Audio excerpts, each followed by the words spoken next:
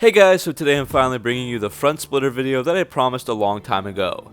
I'm sorry it took so long. It wasn't for lack of trying. My first one actually got totally damaged, so I had to order another one and then wait to install it since winter and snow hit us earlier than expected. The second one actually got some damage as well, so I had to fix it again. I'll talk about that later on in the video, but basically every time I wanted to film, just a day before I planned it, something happened. But finally, here we are. So I actually want to make two videos for the splitter. This video is going to cover where I got it and also my thoughts and experiences of having it on my car, both positive and negative. And the second video will be out closer to Christmas, and that will cover the actual installation process and our method of installing it on my car. So first off, the big question, where do you get these things? There are many different ones out there from several brands, and I basically just chose the best looking one in my opinion. So the company is called Ventus Autoworks, and they're based locally for me in Toronto. Ventus has these splitters for just about every brand from Hyundai to BMW, and they also make side splitters and rear diffusers. I met up with the owner Jesse to pick up the splitter both times I got them, and he's a really great guy. He also ships across Canada and the US as well, and has some fair prices. And if you call up Jesse, he can also customize and make anything you need. Anyways, as you can see on their website, they've got lots of Dodge Charger and Challenger products. And if you click on this Charger specific splitter that I have, you can see my car there in the photo. And for this splitter, you have the choice of matte or gloss finishes, or you can ball out with some carbon fiber for an extra 150 bucks. I went with the gloss black. The support rods come in black or silver. I went with the black ones. You can also add winglets to go on the sides of the bumper for 40 bucks, but I didn't choose to get that. And you can get a rubber edge trim free or just deduct it off your cost. I think some people like to put their own trim of a different color, but I just have the regular black rubber trim. And you also get the installation kit with washers, bolts, and all that. So with the setup I've got, you're looking at an even $300.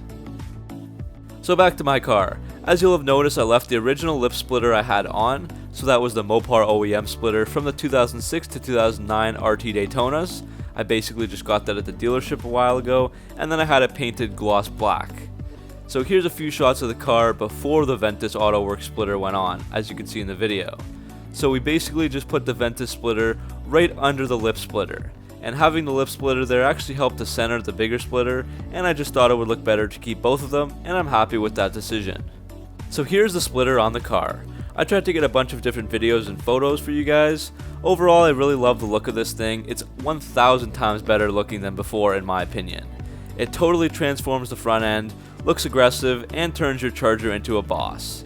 It sticks out quite a bit, and I don't know how else to describe it, but it's really amazing and really separates your car from others on the road. It's a real head turner for sure. I did like the original lip splitter, but this is just above and beyond from every angle and adds a lot more than just that basic lip splitter will. The unfortunate thing with these bigger splitters is that they can be annoying to keep on your daily driver. First, you need to be more careful when parking since it sticks out further than you might be used to, or even going closer to curbs and that sort of thing. Also, you have to watch out for going over bumps, like speed bumps or driveways. If you go too fast, you'll scrape and push the bottom of the splitter into the ground, which could loosen it. And the splitter is under the bumper, so you do have less clearance from the ground with it on than before.